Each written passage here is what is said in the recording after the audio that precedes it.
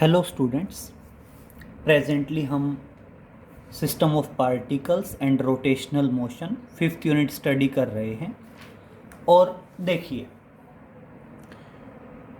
आज हम इसमें कुछ कॉन्सेप्चुअल क्वेश्चंस वगैरह डिस्कस करेंगे। तो सबसे पहले कुछ कॉन्सेप्चुअल क्वेश्चंस डिस्कस करते हैं law of conservation of angular momentum पे। तो देखिए, बात करते हैं, पहले भी कर चुके हैं, that is law of conservation of angular momentum. Law of conservation of angular momentum. बेटा, law of conservation of angular momentum क्या कहता है? Law of conservation of angular momentum कहता है कि किसी भी बॉडी का एंगुलर मोमेंटम कांस्टेंट रहेगा। कब तक? जब तक उसके ऊपर कोई एक्सटर्नल टॉर्क एक्ट नहीं करेगा। तो देखना क्या है, the angular momentum of the body remain constant. The angular momentum of the body remain constant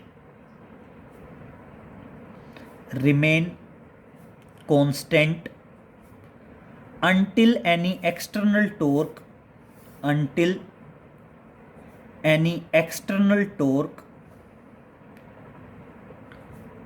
act on the body, until any external torque act on the body.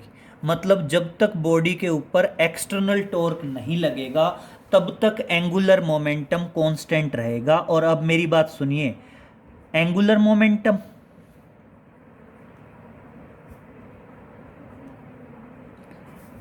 Momentum मतलब L. जैसे linear momentum P होता है, P किसके बराबर होता है? Mass into velocity. इसी तरह एंगुलर मोमेंटम होगा moment of inertia into angular velocity. ये क्या रहेगा? कांस्टेंट रहेगा। कब तक कांस्टेंट रहेगा? When torque is zero. और इसलिए आप क्या बता सकते हैं, कांस्टेंट होने का मतलब क्या है? जो I1 ओमेगा 1 पहले होगा वही I2 ओमेगा 2 बाद में होगा। मतलब एंगुलर मोमेंटम कांस्टेंट रहेगा। कब तक कांस्टेंट रहेगा? जब तक उसके ऊपर कोई एक्सटर्नल टॉर्क नहीं लगेगा, तब तक ये सिनेरियो रहना है। क्लियर? अब इसी से रिलेटेड कुछ इलस्ट्रेशंस के क्वेश्चंस हैं, हम वो डिस्कस करेंगे। उन्हें कह सकते हैं that is illustrations of conservation of angular momentum. तो देखिए बेटा, ये कुछ थ्योरेटिकल क्वेश्चंस हैं, समझेंगे इनको। आप बेसिकली कह सकते हैं that is illustrations of angular momentum. तो देखिए, बात कर रहे हैं that is illustration of angular momentum.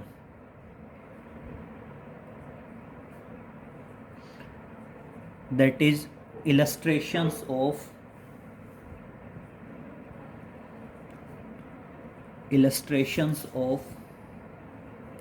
conservation of angular momentum. Illustration of conservation of angular momentum.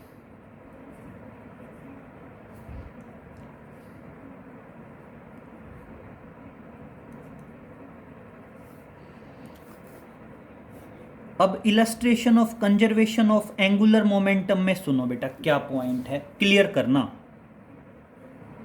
यहां पे एक पॉइंट समझेंगे। सबसे पहला क्वेश्चन आता है इसका, illustration of conservation of angular momentum का। The angular speed of a man sitting on a rotating table. देखना, the angular momentum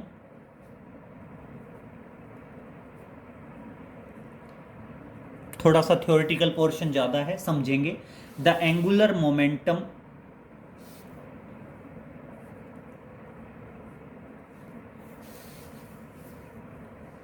of a man sitting on a rotating table remain constant. The angular momentum of a man sitting on a rotating table is constant. Sitting on rotating table is constant। Clear?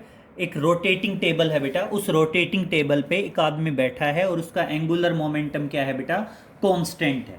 अब देखिए वो क्या कहता है, when he stretched his hand outward, जब वो अपने हाथ को बेटा आउटवर्ड स्ट्रेच करता है, then angular speed of the rotating table increase और डिक्रीज और remain same.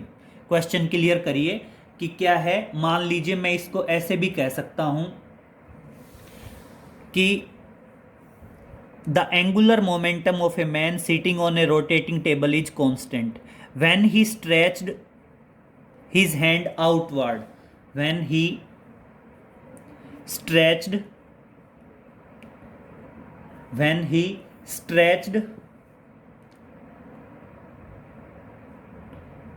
stretched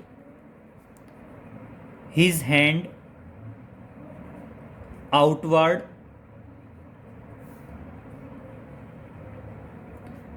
then his angular speed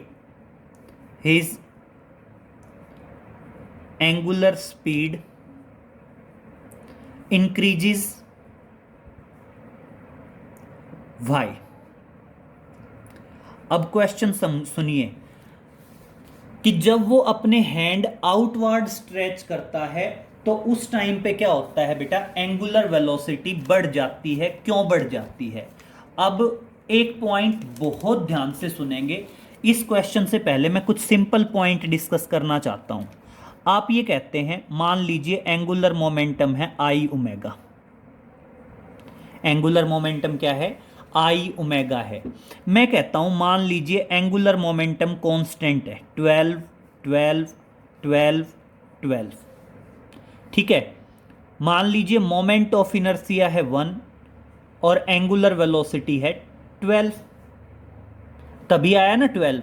अब मैं देखना मोमेंट ऑफ इनर्शिया को इंक्रीज करता जा रहा हूं। मोमेंट ऑफ इनर्शिया को मैंने इंक्रीज किया, 1 की बजाय 2 किया, तो एंगुलर वेलोसिटी कितनी हो जाएगी? 6। मोमेंट ऑफ इनर्शिया को 2 की बजाय 3 किया, एंगुलर वेलोसिटी कितनी हो जाएगी? 4। और मैंने मोमेंट ऑफ इनर्शिया को 3 की बजाय 4 कर दिया, तो एंगुलर वेलोसिटी कितनी हो जाएगी? 3।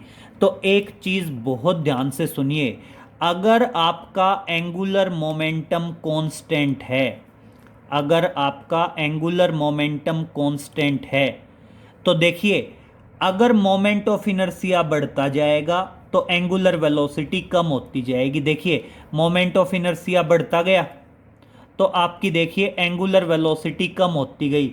मोमेंट ऑफ इनर्शिया कम था, एंगुलर वेलोसिटी ज़्यादा। मोमेंट ऑफ इनर्शिया बढ़ा, एंगुलर वेलोसिटी कम हो गई। मोमेंट ऑफ इनर्शिया और बढ़ा, एंगुलर वेलोसिटी और कम हो गई। मोमेंट ऑफ इनर्शिया और बढ़ा, एंगुलर वेलोसिटी और कम हो गई।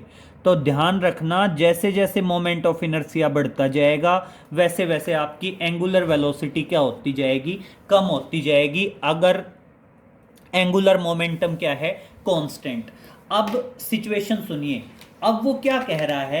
अब वो सिचुएशन कह रहा है ऐसी कि हम रोटेटिंग टेबल पे हैं और रोटेटिंग टेबल पे ये कंडीशन है। देखिए मैं आपको फिगर दिखा रहा हूँ। रोटेटिंग कंडीशन में ये कंडीशन है, ये वाली। इसको देखिए, अगर इस कंडीशन में हम ये कहते हैं कि वो अपने हाथ स्ट्रेच कर देता है आउटवर्ड, अगर बेटा हाथ आउटवर्ड स्ट्रेच किया तो मोमेंट ऑफ इनर्शिया बढ़ जाएगा। क्यों बढ़ जाएगा मोमेंट ऑफ इनर्शिया? सुनिए, आप बेसिकली ये बोलते हो कि मोमेंट ऑफ इनर्शिया होता है mr²। क्लियर करिए, आप ये कहते हो कि भाई मोमेंट ऑफ इनर्शिया होता है mr²। क्लियर? अब मान लीजिए ये एक्सिस ऑफ रोटेशन है। एक बार तो वो m मास यहाँ है, क्लोज क्लोज, r की वैल्यू कम है, और एक बार वो m मास यहाँ है दूर दूर, r की वैल्यू ज़्यादा है। तो देखिए इस कंडीशन में मोमेंट ऑफ इनर्शिया I1 है, इस कंडीशन में मोमेंट ऑफ इनर्शिया I2 है। तो अब क्या होगा बेटा? I1 कम होगा, I2 ज़्यादा होगा। और क्यों ज़्यादा होगा? क्योंकि मास तो सेम है, भाई मास तो दोनों कंडीशन में सेम है, लेकिन आर की वैल्यू इंक्रीज हो गई तो इसलिए मोमेंट ऑफ इनर्शिया इंक्रीज हो गया। तो बेटा वही सेम सिचुएशन, यही सेम सिचुएशन आप इसमें कह सकते हैं कि जैसे ही वो अपने हाथ स्ट्रेच करेगा, क्लियर करिए, डायग्राम देखिए बहुत ध्यान से, डायग्राम पे आते हैं। जब उसके हैंड्स क्लोज क्लोज थे, इस फिगर में देखो, जब हैंड्स क्लोज थे तो बेटा मोमेंट ऑफ इनर्शिया रहेगा कम। जैसे ही वो हैंड्स को स्ट्रेच कर देगा, बेटा देखो इधर उसने हैंड्स स्ट्रेच कर दिए, दूर दूर कर दिए, हैंड्स को अगर स्ट्रेच किया तो मोमेंट ऑफ इनर्शिया क्या होगा, बढ़ जाएगा। तो इसमें देखिए आप सिंपल वे में बताएंगे, इस क्वेश्चन में देखिए आप सिंपल वे में बताएंगे, आंसर में क्या लिखेंगे, हाथ को स्ट्रेच करने से, on stretching the hand outward, on stretching the hands outward, the moment of inertia increases, moment of inertia, जब हम हाथ को स्ट्रेच करेंगे, मतलब क्या करेंगे, on stretching the hands outward the moment of inertia increases, बेटा मोमेंट ऑफ इनर्शिया इंक्रीजेस होगा, and as a result angular velocity decreases, as a result angular velocity decreases, जो आपकी एंगुलर वेलोसिटी है वो क्या हो जाएगी, डिक्रीज हो जाएगी। सॉरी, ये मैंने गलत लिख दिया था कि एंगुलर मोमेंटम कांस्टेंट है, when he stretched his hand outward then his angular speed decreases आना था, इंक्रीजेज नहीं आना था बेटा, क्या आएगा, हिज एंगुलर स्पीड डिक्रीजेज, उसकी एंगुलर स्पीड क्या हो जाती है, डिक्रीज हो जाती है। तो कभी भी ध्यान रखना, जब वो क्या करेगा, अगर अपने हैंड्स आउटवर्ड स्ट्रेच करेगा तब तो एंगुलर स्पीड डिक्रीज हो जाएगी, और अगर इनवर्ड स्ट्रेच करेगा तब क्या हो जाएगी, इंक्रीज हो जाएगी। किसके बिहाफ पे, ये बिहाफ आप ऐसे भी ध्यान रखेंगे कि अगर आपका मोमेंट ऑफ इनर्शिया बढ़ता जाता है तो एंगुलर वेलोसिटी घटती जाती है। जैसे ही वो हैंड आउटवर्ड स्ट्रेच करेगा तो मोमेंट ऑफ इनर्शिया इंक्रीज हो जाएगा, और as a result angular velocity क्या हो जाएगी बेटा, डिक्रीज हो जाएगी। क्लियर, नेक्स्ट पे चल रहे हैं बेटा। नेक्स्ट है कि a ballet dancer decreases his angular speed by stretching her legs and arms outward. तो देखिए अब नेक्स्ट क्वेश्चन पे देखिए, बैलेट डांसर क्या है बेटा, जो डांस करते हैं वो मान लीजिए बैलेट डांसर। तो क्या है, a ballet dancer, a ballet dancer increases his a ballet dancer increases his angular speed, increases his angular speed, क्या बताओगे बेटा, एक बैलेट डांसर है वो इंक्रीज कर देती है his speed by withdrawing her arms and legs, by withdrawing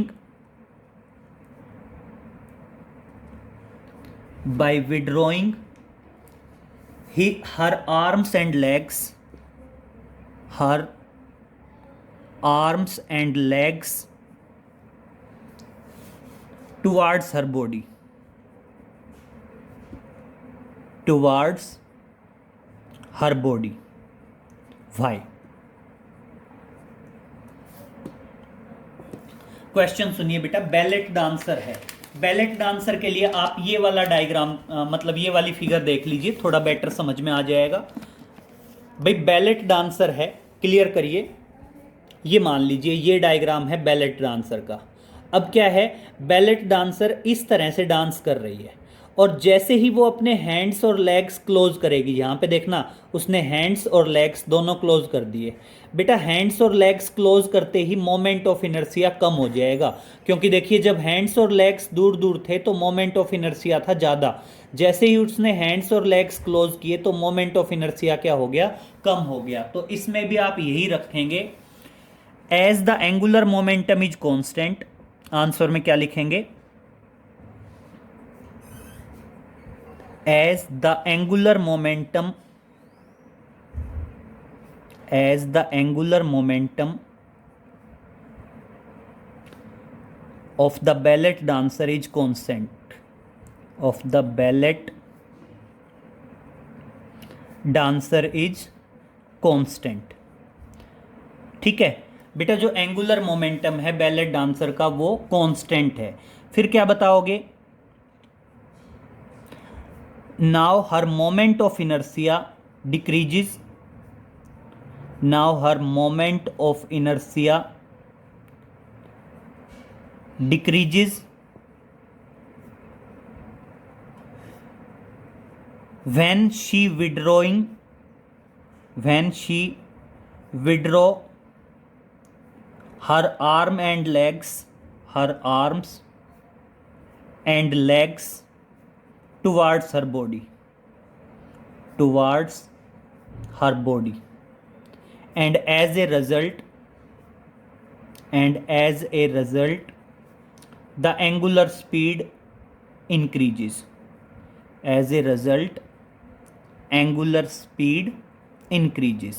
आपकी एंगुलर स्पीड क्या हो जाएगी बेटा, इंक्रीज हो जाएगी। क्लियर। इसी में एक और क्वेश्चन देख लो, आप क्या बताओगे, when a diver jump from a springboard he curl his body by rolling into arms and legs, why. तो देखिए क्या बताओगे, when a diver jump,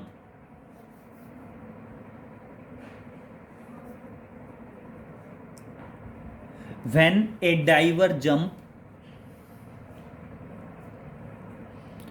A diver jumps from the springboard,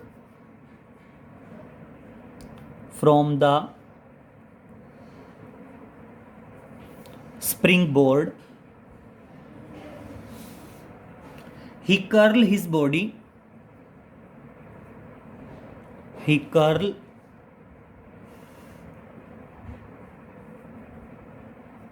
body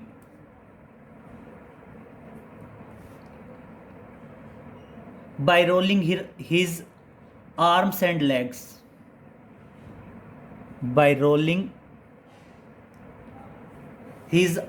and legs, in, by rolling his arms and legs in। Explain. अब देखिए बेटा, अगर मैं basically बात करूं ना तो सब में कॉन्सेप्ट तो वही है। क्या कॉन्सेप्ट है कि एंगुलर मोमेंटम कांस्टेंट होगा। अगर मोमेंट ऑफ इनर्शिया, देखो अगर एंगुलर मोमेंटम कांस्टेंट है और मोमेंट ऑफ इनर्शिया इंक्रीज होता जाएगा तो आपकी एंगुलर वेलोसिटी डिक्रीज होती जाएगी। और अगर उल्टा होगा कि मोमेंट ऑफ इनर्शिया डिक्रीज हो रहा है तो आपकी एंगुलर वेलोसिटी क्या होती जाएगी, इंक्रीज होती जाएगी। मतलब ये रिलेट करता है इस तरह से, इनवर्सली मान लीजिए कि मोमेंट ऑफ इनर्शिया और एंगुलर वेलोसिटी दोनों एक दूसरे के इनवर्सली प्रोपोर्शनल हैं। तो यहाँ पे भी अब देखिए क्या बता रखा है बेटा, एक डाइवर जो है जब वो स्प्रिंग बोर्ड से डाइव करता है, फिगर देखिए, फिगर से क्लियर हो जाएगा। क्या कह रखा है कि एक डाइवर है, जब वो स्प्रिंग बोर्ड से जंप करता है तो वो अपने हैंड्स और लेग्स दोनों को अंदर की तरफ फोल्ड कर लेता है। बेटा इस तरह से जब वो अंदर की तरफ फोल्ड करेगा, ये शेप नंबर 2, 3 और 4, इनमें देखिए उसने अपने हैंड्स और लेग्स अंदर की तरफ फोल्ड किए हुए हैं। बेटा अंदर की तरफ फोल्ड किए हुए हैं तो मोमेंट ऑफ इनर्शिया उसका क्या है बेटा, डिक्रीज हो गया, और as a result angular velocity increase हो गई। तो इसमें भी सेम आएगा। इसके आंसर में भी क्या लिखोगे, as the angular momentum is constant, as the angular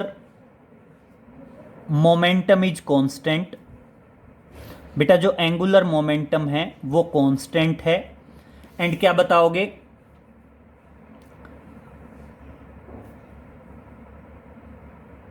when he curl his hands and legs in, curl his arms बोल दीजिए, arms and legs in, then moment of inertia decreases, then moment of inertia decreases. तो उस time पे क्या होगा बेटा, moment of inertia decreases हो जाएगा and as a result angular speed, as a result angular speed increases. और as a result क्या हो जाएगा बेटा, आपकी जो एंगुलर स्पीड है वो एंगुलर स्पीड क्या हो जाएगी बेटा, इंक्रीज हो जाएगी। तो आप ध्यान रखेंगे जब भी इस टाइप की सिचुएशन आएगी तो उस टाइम पे आप यही सिनेरियो ध्यान रखेंगे कि अगर एंगुलर मोमेंटम कांस्टेंट है तो उस टाइम पे मोमेंट ऑफ इनर्शिया और एंगुलर वेलोसिटी रिलेट करते हैं। कैसे रिलेट करते हैं, दोबारा सुन लीजिए, समझ लीजिए, बता देता हूं मैं कि मान लीजिए एंगुलर वेलोसिटी कांस्टेंट, मतलब एंगुलर मोमेंटम एल है और बेसिकली किसके बराबर है बेटा, आई इंटू ओमेगा के बराबर है। ठीक है, अब अगर मैं कहता हूं कि एंगुलर मोमेंटम कांस्टेंट है, मान लो 12 है, और एंगुलर मोमेंटम हमने कांस्टेंट रखना है 12 12 12 12, ये इजी वे है समझने का। और मैं कहता हूं भाई एंगुलर मोमेंटम कांस्टेंट है बॉडी का, एक बार बॉडी का मोमेंट ऑफ इनर्शिया 1 है। अगर मोमेंट ऑफ इनर्शिया 1 है तो एंगुलर वेलोसिटी उस बॉडी की कितनी होगी, 12। अगर मोमेंट ऑफ इनर्शिया बॉडी का बढ़ के 2 हो जाता है तो उस बॉडी की एंगुलर स्पीड कितनी हो जाएगी, 6। अगर मोमेंट ऑफ इनर्शिया बढ़ के 3 हो जाता है तो एंगुलर स्पीड कितनी हो जाएगी, 4। और अगर मोमेंट ऑफ इनर्शिया बढ़ के 4 हो जाता है तो एंगुलर स्पीड कितनी हो जाएगी, 3। मतलब क्या आया कि अगर मोमेंट ऑफ इनर्शिया इंक्रीज होता जाएगा, अगर मोमेंट ऑफ इनर्शिया इंक्रीज होता जाएगा तो आपकी एंगुलर स्पीड क्या होती जाएगी बेटा, डिक्रीज होती जाएगी। दोनों एक दूसरे के इनवर्सली प्रोपोर्शनल मान लीजिए कि अगर मोमेंट ऑफ इनर्शिया बढ़ता है तो एंगुलर स्पीड घटती है, और अगर मोमेंट ऑफ इनर्शिया घटता है, अगर मोमेंट ऑफ इनर्शिया घटता है तो एंगुलर स्पीड बढ़ेगी। लेकिन ये होगा कब, ये होगा जब एंगुलर मोमेंटम क्या हो, कांस्टेंट हो। आपका एंगुलर मोमेंटम अगर कांस्टेंट होगा तब ये सिनेरियो होगा। ठीक है, और ये जो मैंने जितने भी ये तीनों एग्जाम्पल डिस्कस किए हैं, तीनों एग्जाम्पल इसी के बेस पे हैं। और देखो मोमेंट ऑफ इनर्शिया का तो आपको अच्छे से पता ही है, moment of inertia basically mr² के बराबर है। मास बेशक कांस्टेंट है बॉडी का, लेकिन अगर r की वैल्यू वेरी होती है तो मोमेंट ऑफ इनर्शिया वेरी होगा। अगर हम अपने हैंड्स लेग्स को क्लोज कर लेंगे तो r की वैल्यू डिक्रीज हो जाएगी, मोमेंट ऑफ इनर्शिया डिक्रीज हो जाएगा। और अगर हम अपने आर्म्स को और लेग्स को स्ट्रेच कर देंगे आउटवर्ड तो मोमेंट ऑफ इनर्शिया बढ़ जाएगा। कभी भी ध्यान रखना, अगर हम अपने आर्म्स को और लेग्स को स्ट्रेच करेंगे इनवर्ड, अगर अंदर की तरफ स्ट्रेच करेंगे तो मोमेंट ऑफ इनर्शिया कम हो जाएगा, और अगर आउटवर्ड स्ट्रेच करेंगे तो मोमेंट ऑफ इनर्शिया बढ़ जाएगा। और मोमेंट ऑफ इनर्शिया बढ़ेगा तो एंगुलर वेलोसिटी घटेगी, मोमेंट ऑफ इनर्शिया घटेगा तो एंगुलर वेलोसिटी बढ़ेगी। ये है बेटा law of conservation of angular momentum. इस पे काफ़ी सारे क्वेश्चन बन सकते हैं। ये कुछ थ्योरेटिकल पॉइंट्स हैं जो मैंने डिस्कस कर दिए हैं, आप इनको देख लेंगे अच्छे से। बाकी आगे बेटा जो नेक्स्ट लेक्चर होगा, नेक्स्ट लेक्चर में हम कुछ न्यूमेरिकल्स वगैरह डिस्कस करेंगे इस पे। ठीक है, तो इतना कर लीजिए, नेक्स्ट लेक्चर में मिलते हैं। ओके।